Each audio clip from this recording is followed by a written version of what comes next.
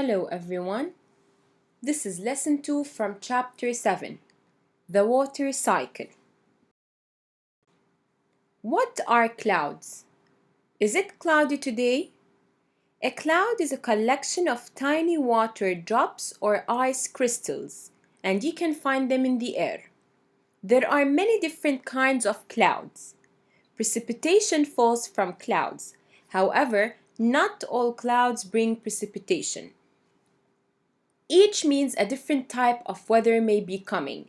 We have the Cumulus Cloud, Stratus Cloud, and Cirrus Cloud. Let's start with the Cumulus Clouds.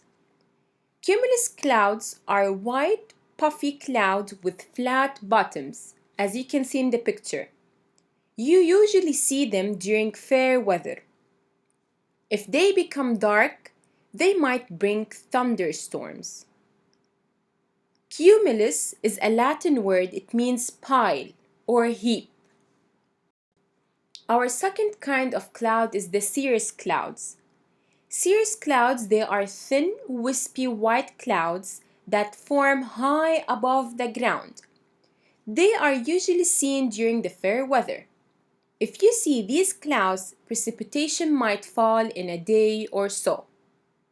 The cirrus clouds are sometimes called the mare's tails. Stratus cloud, which is the third kind of cloud. They are low, flat layers of clouds. They can cover most of the sky, and they can be gray or white. Some kinds of stratus clouds bring rain or snow. A fact: falling raindrops are shaped like the top part of a hamburger bun.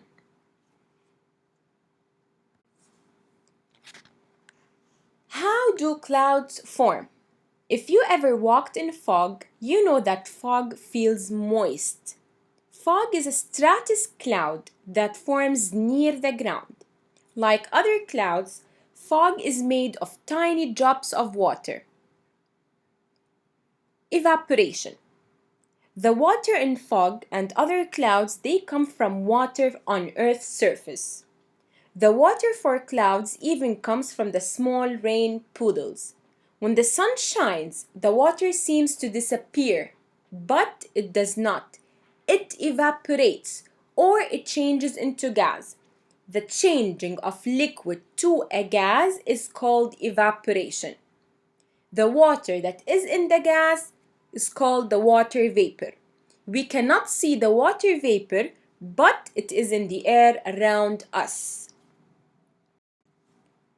Condensation. Have you ever seen water on the inside of a window? The water forms when water vapor in air touches the cooler window. The water vapor condenses or changes into liquid water on the glass. The changing of a gas to a liquid is called condensation. Now, condensation forms clouds the same way. Water vapor will rise into the air and it will cool. Then it condenses and the water collects around dust specks in the air. So the cloud is formed. Water drops that are formed inside of this window when water vapor in air is cooled and condensed. The water cycle. What is the water cycle? Water moves from Earth's surface into the atmosphere and back again.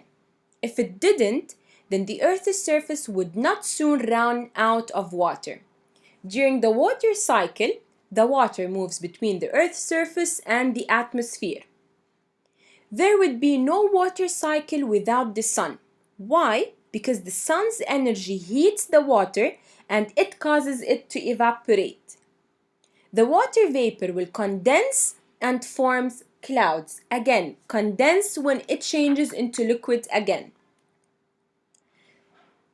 The water falls back to the earth as precipitation. The water that falls might seep into the ground and become groundwater. It might flow over the ground. Water flows downhill. It will enter the bodies of water, and some water becomes water vapor. The process begins again.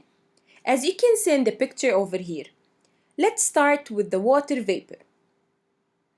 First of all, the sun heats the water. The sun's energy will heat the water. It will heat them in lakes, rivers, streams, oceans, and on land. Then the water will change from a liquid into water vapor or gas. It will rise up and it will cool. The water vapor rises and cools. The water vapor will change into liquid water drops. Then these drops will form the clouds. Then the water falls.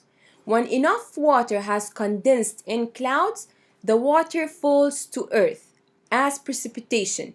It can fall as rain, snow, sleet, or hail.